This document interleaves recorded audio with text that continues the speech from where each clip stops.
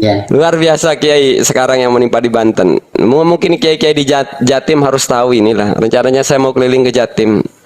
Tadinya saya nggak mau mengangkat ini ke ulama-ulama di Jateng dan di Jatim karena saya pikir ya saya juga malulah dengan kondisi di Banten, pemikiran santri di Banten.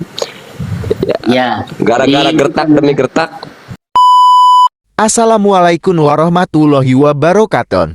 Dengan narasinya Mahesa mencoba membenturkan ulama Banten dengan ulama Jawa Timur. Tapi mirisnya seorang Gus atau bisa terjerumus mengikuti narasi Mahesa tanpa meneliti atau memahami duduk perkaranya. ya. Luar biasa Kiai sekarang yang menimpa di Banten. Mungkin Kiai-Kiai di Jatim harus tahu inilah. Rencananya saya mau keliling ke Jatim. Tadinya saya nggak mau mengangkat ini ke ulama-ulama di Jateng dan di Jatim karena saya pikir ya saya juga malulah dengan kondisi di Banten, pemikiran santri di Banten. Ya. Gara-gara Jadi, gertak demi gertak. Gimana Yi? ya karena doktrin dari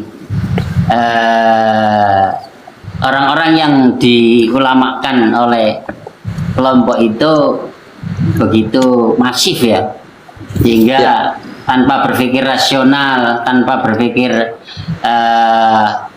yang kontekstual, sehingga menuduh orang yang tidak sependapat dengan doktrinnya, tidak sependapat dengan Kalau pemikirannya. pandangan saya itu begini kayak atau sama Iya. Maesa.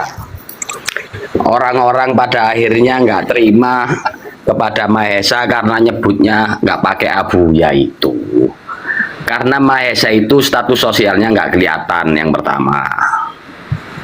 Ya. Kedua nggak kelihatan. Kalau misalnya yang dimaksud ini jenis kelamin. Ngoten lho, ingeten lho.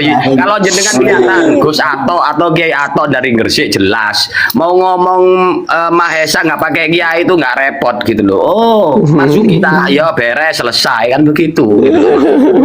Ketika Gus Ato itu punya santri namanya Auzi gitu kan, manggilnya oh Auzi ku dah di hadapan orang Bojonegoro kan nggak repot gitu loh. Karena status sosialnya jelas. Itu gurunya Gus Auzi gitu loh. Gitu loh. Gitu loh. Ini persoalannya orang awam itu juga begitu gitu loh. Sama seperti pendapat Gus Ato terhadap kami. Izinkan kami berpendapat. Kami pun miris Gus Ato kena doktrin Mahesa.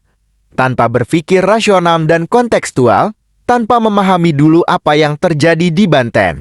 Akhirnya saya melihat kemunduran berpikir para mamang santri khususnya di daerah Banten, walau nggak semua iya. Hanya nyebut nama keceplosan tanpa abuya abah dituntut untuk minta maaf.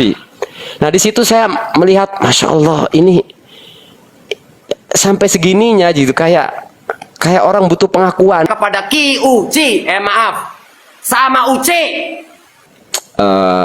Ya sudah tumbuh pengkultusan mungkin. Baca. Ya karena memang terlalu pendek lah nalar mereka, sehingga tatkala sudah ke publik disebut nama gurunya tanpa itel, kemudian emosinya naik, itu ya perlu ngaji lagi.